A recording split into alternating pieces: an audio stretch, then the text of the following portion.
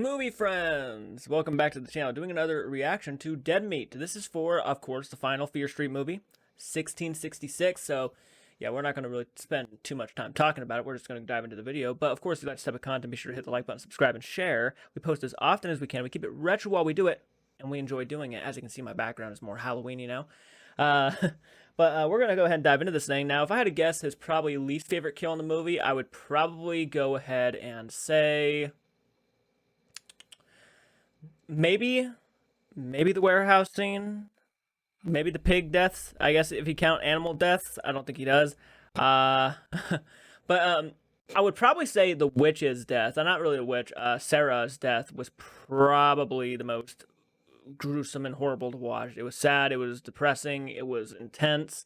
So that's my pick for probably the death scene. But yeah, let's go ahead and dive into this thing. I'm curious to hear his opinion on it. So 3, 2, 1, now.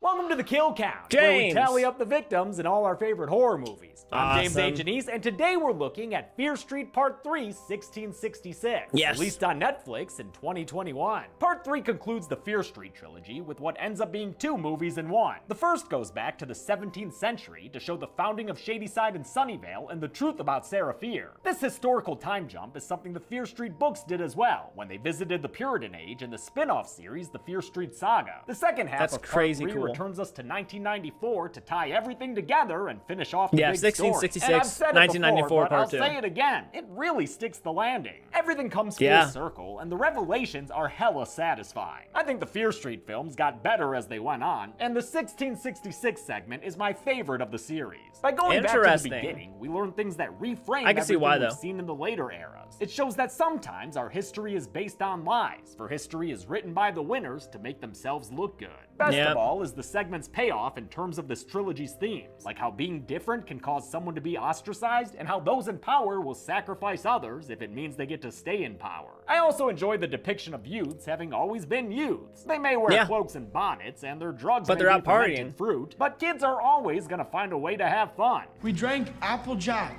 We danced. We are young. Yeah. It is not a crime. The problem comes from the way adults Yeah. react to it. 1666 Like they haven't takes done that place in shit the before. settlement of Union, Annoying. right before it split into Shadyside and Sunnyvale. We see the story of Sarah Fear, as played by Kiana Madera, who of course plays Dina in Fear Street's 1994 storyline. To be clear though, the character we watch here is Sarah Fear. There's no actual time travel. Dina's just seeing Sarah's story through her own eyes. the Yeah, result it's of not having really- reunified her yeah, that's bones not at what she the end really of looked Part like. 2. Other actors from Part 2, and especially Part 1, are also here, all playing new characters who relate to their modern-day counterparts. Sometimes, as with Benjamin Flores Jr. playing Sarah Fear's brother, the character is an ancestor in spirit only. Other times, like with Emily Rudd and Sadie Sink playing Abigail and Constance Berman, the characters are literal biological ancestors, in this case of Cindy and Ziggy Berman. To help sell the setting, they speak in an accent Okay, that so they are doesn't work all ancestors, the yeah. time. Shouldn't you be sleeping? Father wanted to prove. But I honestly didn't mind. You get used to it after a while. Part 3 was filmed in the headset middle of went Fear off Street's weird. 3.5-month production schedule, since it uses actors from both of the other installments. The actors from Part 1 filmed this after finishing their 1994 work, while the Part 2 cast filmed this before starting their 1978 stuff. Unlike Parts 1 and 2, 1666 doesn't really riff on a specific horror subgenre. Sure, it's similar No. to period horror, like The Witch or The Village, but co-writer and director Lee Janiak also drew inspiration from Terrence Malick's The New World, and the story is largely not in the seen that vein of The movie. Crucible, which shows how women were subjugated as Yeah, witches due to yeah, superstition Crucible, and what a sexism. crazy Will this movie. blast from the past set a new Fear Street record for kills, or were things not as bloody in ye olden times? Only one way to find out. Let's get to the kills. Yeah. The movie begins with another recap. Thanks for keeping us current, Fear Street. Or, I guess we're in the past now. That's cool too. 1666 to be exact, like the Devilman number. That's quite a time jump from the 20th century, and while this village probably isn't Robert Eggers accurate, it's close enough to buy into the setting. I think the handheld Yeah. camera style they use It's for this fine. Yeah, it installment looks helps, good. as does Marco Beltrami's colonial-sounding score. The score always kills it, man, in these movies. Part 3 tells us Sarah Fier's story using actors from parts 1 and 2, something anthology series like American Horror Story do, further blurring the classification of this trilogy. I still think miniseries is apt. Sarah and her friends are planning a party tonight and RSVP to each other using secret passphrases. A full moon rises before nightfall. A good night to enjoy the fruits of the land. I'm coming too. Yeah, Constance Berman didn't get the memo. Sarah's best Too young. friend, Too young. huge quotes on that word, is Hannah No, Miller, no. the daughter of Union's pastor Cyrus Miller. Does that name sound familiar? Maybe if you see it written down. Sarah and Hannah's Oh, that's relationship right. is the spine Why wasn't of he brought back? 1666, just like Dina and Sam's was in 1994. But in part 1, we saw them at their most toxic towards each other. Seeing them loving and flirty here makes for a much more enjoyable love story, even if Yeah. it's one Hannah's mother is suspicious and disapproving of. Between their friendship, quotes again, and all that speaking in code, you can already tell how Dina's gonna go from average town youth to witch of the week. Doesn't help that the town Witch drunk of the Tommy week. hangs on to her Ah, saying Tommy, shit what a like dick. this. I see the darkness in you, girl. Go wash your hair, Tommy. Billy Loomis looking motherfucker. Lee Janiak was so impressed by actor McCabe Sly as he filmed his 1666 segment that she gave him a bigger part when they moved on to shoot 1978. The Nightwing Killer used to be masked very early in 1978. And then McCabe was just so amazing that I was like, why are we putting a mask on you 20 pages in? Let's like watch you be Tommy. Let's watch you That's so cool. become this awful That is monster. so And then cool. we'll get to the mask at the end. And so that was really motivated by how amazing he was. Good call. I think everyone Yeah. enjoyed seeing bagless Tommy Slater as Part 2's main villain. That night, It was Sarah cool. conspires I liked it. to go see the town's current witchy woman with Hannah Good and on her you, friend damn it. Lizzie, the Good on analog you. character to Part 1's Kate. This woman, the widow Mary, lives in a shack in the Creepy woods, woman. possibly in exile for falling in love with a native man. The Union youths occasionally visit her for ye olde medicine and ye olde drugs. Ye olde She's also got a neat collection of witchy literature. Literature? But that doesn't mean you should read from it aloud, Sarah. No. Man, why these kids always reading spooky books? Things clearly evil. Look, that's some Antrim shit right there. The widow appears, played by Jordana Spyro, who played Part 2's Nurse Mary Lane. I forgot to mention I didn't realize it, but that. she also appeared in Part 1. I didn't even showing us realize Nurse that. Lane is still alive in 1994. The widow is analogous to Nurse Lane's role as a blade-happy doomsayer, and she tells Sarah Fier that the devil's gonna get her. Damn, lady, these kids just wanted some drugs. Looks like they were able to procure them anyway, and the youths take turns dosing themselves with berries around the fire. Whoa, man, you feeling this shit? It's like I'm in an industrial music video. I like that they get high off of actual blueberries here, since that was a nickname Kate used for the drug she was peddling in 1994. Blueberries and bananas? Oh Get shit. in a Percocet. Sarah and Hannah I didn't start realize eyeing that. each You other, see, I but like an this. oafish lad named Caleb is interested too. He's played by Jeremy Ford, who was Sam's Sunnyvale boyfriend Peter. Sarah comes to Hannah's rescue with a slap and a stock sound effect, and makes fun of Caleb's boner right in front of everyone else. Haha, look, he's got a boner. Drugged up and horny, Sarah and Hannah tee-hee into the woods and finally begin to act upon their long-suppressed latent feelings. Music kills it. This is the first time these two have done something like this, and again, the beginning of this relationship is so much better to watch than the end. Tell me to stop and I shall. No, by all means, please proceed. Normalize all of this. Just keep in mind how dangerous it'd be if anyone else saw you. Ah, shit, someone saw you. They'll hang us. Yeah. Yep, that's how dangerous. If you watched my reaction, I was kind of Maybe don't I forgot counsel about box that. While that drunk douche Tommy's watching. The next morning, Hannah's got Yeah, a I probably problem. shouldn't have Her kissed dad's a in the human fly town. farm who keeps muttering to himself at the altar. Ah, man, and is he hearing voices whisper his name?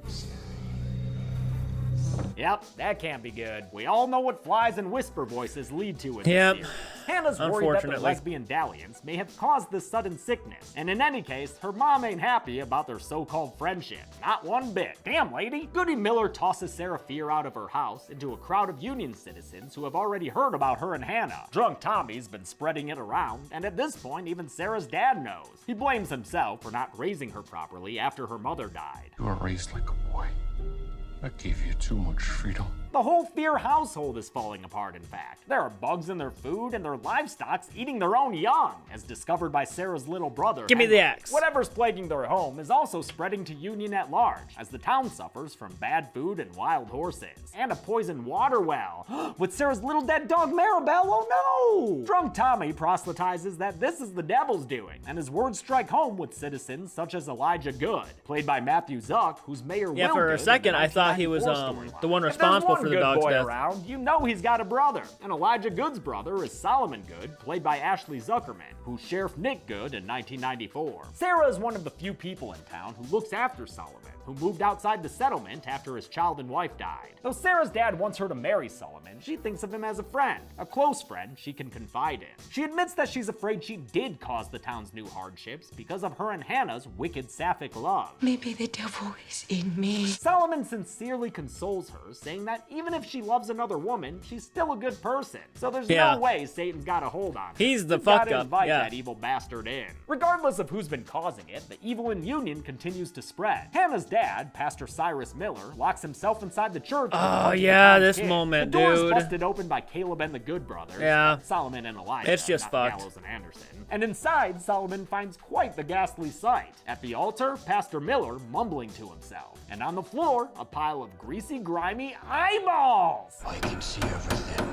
Yeah, something tells me you can't, brah. And neither can the 12 dead kids slumped over in these pews. Dude, could you including imagine? Constance Berman, the 1666 version of Ziggy, and Sarah's brother, Henry Fear. A later shot of their bodies confirms the count of 12 and calls back to a similar shot at the end of the Camp Nightly Yep, I put that massacre. together too. Pastor Cyrus Miller comes after Sarah Fear, but Solomon Good saves her by stabbing the pastor with a pitchfork. With that, the town's first horrific tragedy concludes, but we all know it would be far from the last. The town blames the possession on witchcraft and has a meeting about it. Women in the back. Elijah, politician that he is, takes the stand and says someone has to pay. After all, they're probably being punished because it's sinners in their midst. And I have a list of names! Oh, never want to hear A that list sentence of said that way. names. Solomon tries to bring peace. Your but name gets Caleb brought up? testifies that Jeez. Hannah totally witched him the night of the party, brah. She used witchcraft to give him that embarrassing boner, and then she and Sarah Fear Yeah. got down and dirty with the devil. A cry of witches goes up, and the men of Union testify up and down against them two lesbian witches. Yeah. And look, there they are now, lesbian Yeah, witching of up course that they window. are. And You the chase fucking that follows, peeping, Hannah damn it. Miller falls and gets captured, but she tells Sarah Fear to go on and get. Hannah is abused and embarrassed, and ultimately sentenced to hang, while the mob has a door-kicking down search party looking for Sarah Fear. She manages to sneak around Crazy. them and get into the church to talk to Hannah, where they realize there's nothing that they can do to make the town believe they're not witches. Nope. Everyone believes we've done it.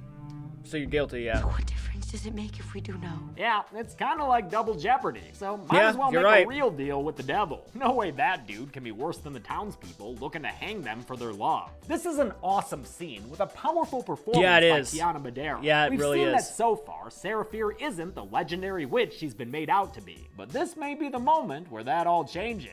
They want a witch.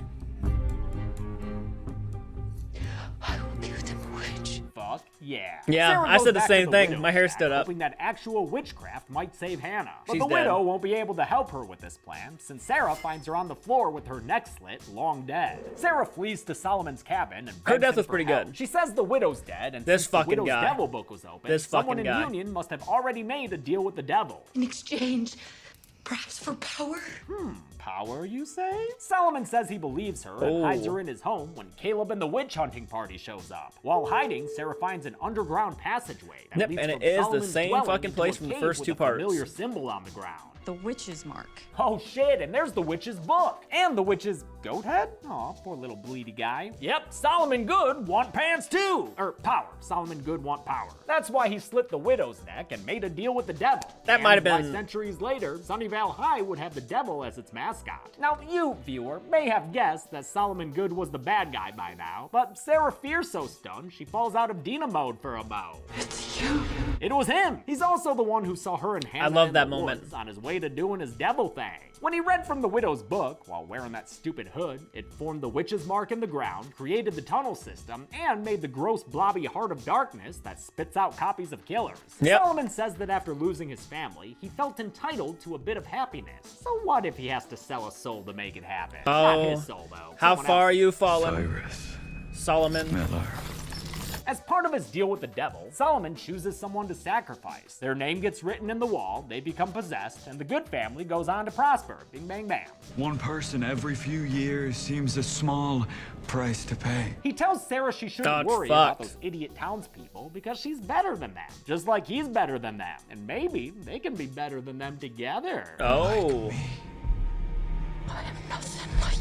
And then, Oh, boom. so that's a no on the proposal? Well, it wasn't a real one. More like a trial balloon, you know? Sarah Stab. runs away from Solomon in his stinky cave. Her and nearly handbrake, trips over the dude. pulsating, blobby heart of darkness. Her Careful there, handbrake. Sarah. That's probably like your only set of clothes. Solomon catches up to her and screams that he loves her, but fuck. sends a bit of a mixed message when he, holy shit, cuts off her freaking hand! Just like Sarah Fear never actually made a deal with the devil, she also Fucked. never cut off her own hand. It was always Solomon. Sarah fights to escape and kicks out the wooden floor above her in a manner And very then similar to I Cindy found the Berman witch. in the camp kitchen. She emerges above ground in the middle of the church, but Yep. she's unable to have a happy reunion. Her with death is Hannah probably in the best town one in the square. movie. It's sad.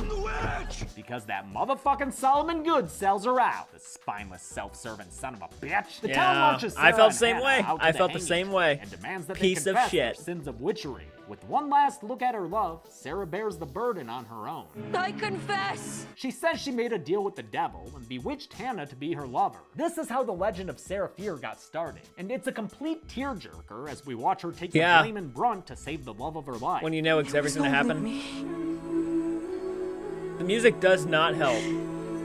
It was always me. Solomon orders Hannah let go and moves in to enact Sarah's punishment. Though she is no real witch, she curses him anyway. The truth shall be your curse. And that it was. That it was. For eternity. I will Fuck shadow that you guy. forever. It still With gets that, me. Sarah Fear is hanged by her neck. The music swells, and we see the real Sarah Fear, played by Elizabeth Scopel, as she recites her curse to Solomon Good, promising the truth will come out eventually. Once again, Fear Street moves me to frickin' tears. Yeah. It's a truly emotional moment. It's Sarah good. Fear's It's friends really were good. unable to save her life, but they at least want to give her a proper burial after death. They take her body from beneath the hanging I felt tree and that. leave That- behind the that was engraved really rock cool. that would later be found by the Berman sisters in 1978. They move Sarah's body and bury it in a spot that would eventually be a ditch on the side of a road, and from that spot, red moss spreads, a symbol of Sarah's truth. Or something. Part of Sarah's pledge to Solomon was that she'd make sure the truth came out. That's why she appeared in visions to all the people who bled on her bones. Dina's the only one who got the whole story though, since she's the one who put Sarah Skelly back together. Now Dina knows that the Good family is evil, which is gonna be tough to deal with when the current good is 1994. freaking sheriff. Title Part card, 2. Part 2. Yes. Yes, for the Love that final moment. 45 minutes of this trilogy, we're back in 1994. But now we know the whole story and know that the Goods are bad. So Sheriff Nick Good is promoted to chief antagonist instead Good of is the evil. mysterious figure on the edges of the story. As much as I love the 1666 segment, and as much as I didn't care for the first film, it's great to return to the movie's present I agree. and see the consequences of all the lurid history we've learned. Dina and Josh steal Sheriff Good's police car, haha, get wrecked, and Dina gives her brother a recap of everything she learned from her Bloodbone trip. Throughout their town's history, the Good men have named sacrificial Shadysiders who become possessed and kill. The latest two being Ryan Torres and Sam, both named by an adult Nick Good. The blood of their victims fills the devil's tum-tum, and he rewards the Good family and their community with good times. We see another montage of Shadyside killers, but this time we see how each of them were named by various good boys, or good men, not dogs. William You know what I mean. Park. I love how most of the Goods we see are played by Ashley Zuckerman. That dude knows all about Succession. Ted Sutherland still plays Nick Good from 78, who named Tommy Slater and got all those campers killed. Yeah, speaking Yeah. of the Shadyside killers, that blobby black brain is spitting out another round of them now. The so-called Heart of Yeah. Darkness that The sits climax below of this movie was Shadyside crazy. Mall is the physical manifestation of the town's evil history. Inspired by the nasty organic elements of The Fly and the Alien That's series, awesome. I didn't production know made a that. practical build of the heart to use on set. In post-production, though, this was one of the biggest jobs for the visual effects team headed by Paul Graff. Simulating liquid is never easy. I like how the killers No, are no, still I'm sure not. mid-transformation as they spawn, and they don't finish completely forming until they're up and walking around.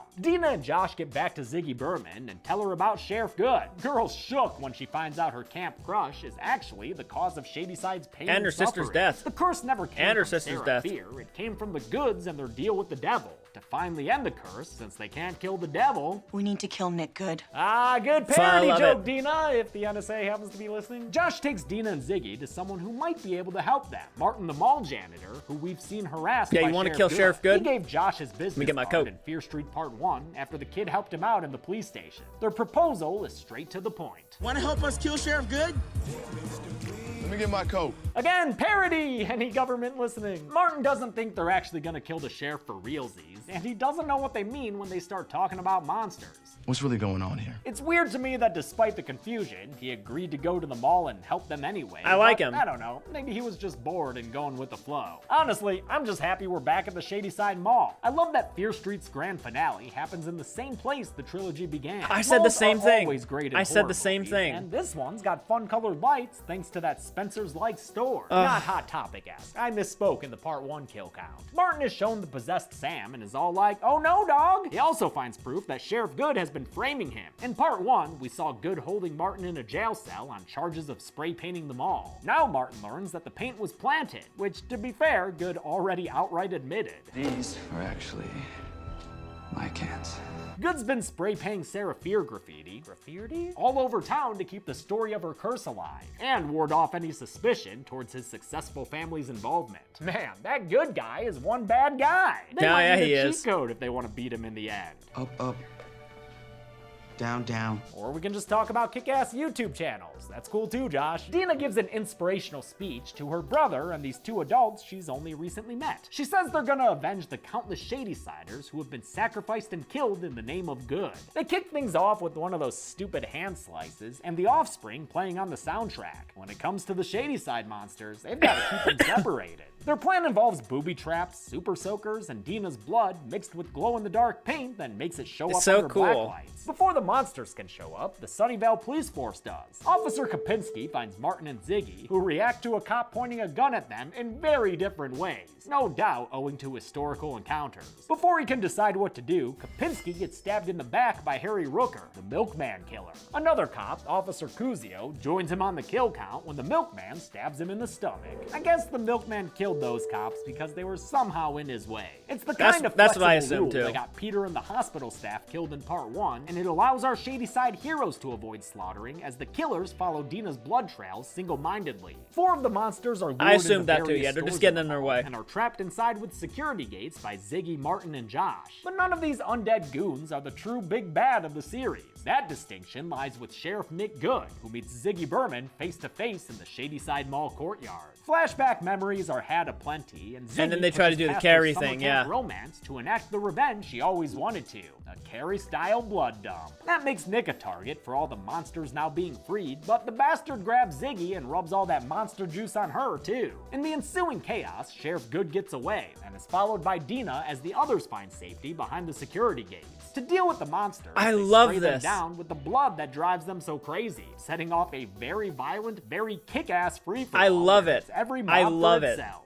They tear each other to pieces, but since they're already dead and reconstituting themselves as we speak, I'm not putting any of them on the kill count. No. Dina tracks Nick through mall locations They already built dead. over historic spots in town. And because of her extended Sarah Fear flashback, she knows this grate leads to the tunnel system formed by Solomon Good's deal with the devil. It's the same spot Sarah Fear once kicked out of that led into the church, and then that much later, Cindy Berman kicked out of to wind up in the Nightwing mess hall. Underground, Dina calls out for Nick Good, and he yells back that his family deserves everything they have. Solomon earned it for Fucking them when he made this devil cake. prick. While he goes on his entitlement rant, the previously tied up possessed Sam somehow escapes. She runs through the mall and hops down into the tunnel where she catches up with Dina and starts fighting her. At the same time, Josh fights another Shady-Side monster, And Ruby almost Lane, dies. But since both siblings recite the Konami code as a personal mantra, they're able to win their respective fights. Though, to be fair, Josh gets assistance from Ziggy Berman. in Yeah, the regard. he didn't Really win. glad Berman didn't Brita that up. Sheriff Good finds a weakened Dina Nearly by almost the died creepy right heart there. of darkness and beats her down while saying he's gonna frame her. Girl, he's gonna frame you so good. In an act of desperation, Dina presses Nick's hand to the organism. I thought- Gives yeah, him I a thought he mental did that. montage of all of this trilogy's nasty kills. Once again, said he stabbed Sarah it, Fear's but- cursing of Solomon plays in voiceover, as the Shady-Side victims of all killers and eras pop up to torment Nick. The last is Sarah Fear, who stabs Nick Good in the eye and kills him. Oh, actually, Dina did it. She stabbed the sheriff. but she didn't stab the deputy. The killing of Nick Good finally ends the Shady Side curse and gets rid of the monsters once and for all. It also breaks Sam free of her possession, so good job, Dina. You saved your girlfriend and killed the bad guy. That's pretty dope. They watch as the sacrificial Shady Sider names are erased from the wall, and as the witch's mark unengraves itself from the cave floor. They find an exit leading to a fancy home that can only belong to Nick Good. Shitty guy, but I kinda dig his house. Maybe not the ram decor, but I love a good family tree. Oh, I mean a well-made family tree, not like the good you know what I mean. Dina and Sam emerge on a rich-looking street smack dab in Sunnyvale, where they're greeted with neighborly scorn and suspicion. Joke's on that guy though, because he's killed in a sudden car accident with a garbage truck. Tragedy has finally arrived in Sunnyvale. The truth comes out about Nick Good's bullshit, and a bunch of little character beats serial are getting killer. closure. I like the part where Ziggy reunites with her son. I love that part too. As really another well Pixies well track done. plays, Dina and Sam pay respects to Sarah Fear, the first Shady Sider. Hey Sam, what if we kissed over that weird red moss and also Sarah Fear's grave? The movie ends with the camera taking a trip to the Shady Side Mall. It goes through the floor grate and the extensive tunnel system And to then find the book gets witch's grabbed. book sitting at the altar, at least until an unknown person grabs it. Let's finish learning all the facts to the story and get to the numbers. But first, the widow Mary hooked me up with some primo blueberries. Let's see what happens here.